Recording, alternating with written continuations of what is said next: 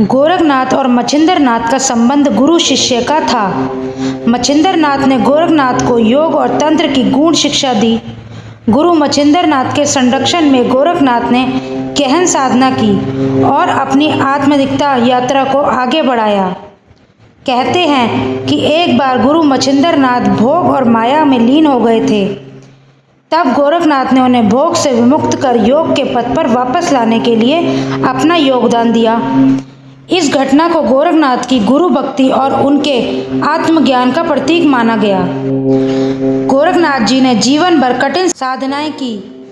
वे योग की 8 अवस्थाओं के प्रवर्तक माने जाते हैं: यम, नियम, आसन, प्राणायाम, प्रत्याहार, धारणा, ध्यान और समाधि।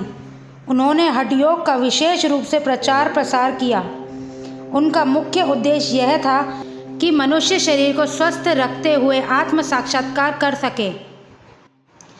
गुरु गोरखनाथ ने शरीर को ही साधना का साधक माना और इसे देवालय के रूप में देखा। उन्होंने कहा कि शरीर ही आत्मज्ञान प्राप्ति का साधक है और शरीर के माध्यम से ही साधक परमात्मा से एकाकार हो सकता है। उनके योग में शारीरिक अभ्यास और मानसिक अनुशासन दोनों का महत्व था। गुरु गोरखनाथ जी ने अपने शिष्यों को आत्मानुशासन और संयम का महत्व समझाया। उन्होंने बताया कि योग लक्ष्य आत्मा का परमात्मा से मिलन है। इसके लिए साधक को अपने चित्त को नियंत्रित करना होता है। उन्होंने सांसारिक मोहमाया से ऊपर उठने और अपने भीतर परमात्मा को खोजने का उद्देश्य दिया। उनकी शिक्षाओं से अद्वैत वेदांत का प्रभाव भी देखा जाता है। वे इस संसार को माया मानते थे और आत्मज्ञान को सबसे बड़ा उद्देश्य। गुरु गोरखनाथ जी ने कहा कि मनुष्य के भीतर ही ईश्वर का वास है और उसे अपने अंदर ही ईश्वर को पहचानने की आवश्यकता है। गुरु गोरखनाथ जी ने अपने समय में समाज के सुधार के लिए भी कार्य किया।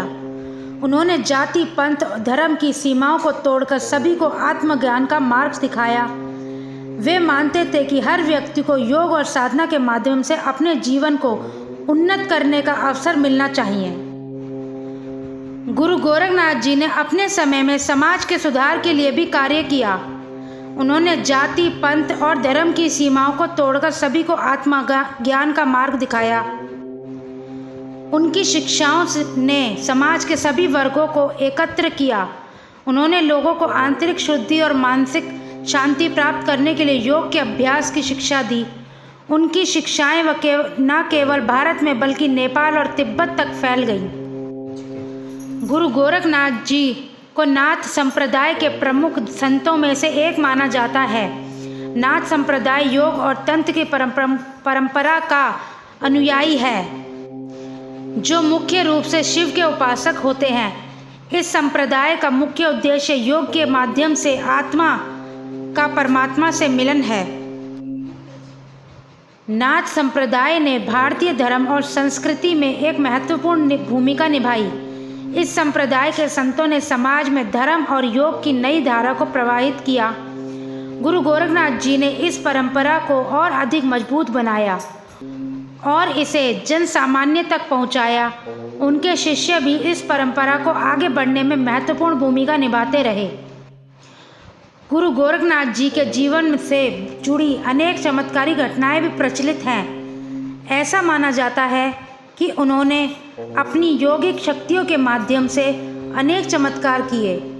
कुछ कथाओं में कहा गया है कि उन्होंने अपनी इच्छा शक्ति से भौतिक सीमाओं को पार किया और असंभव को संभव कर दिखाया।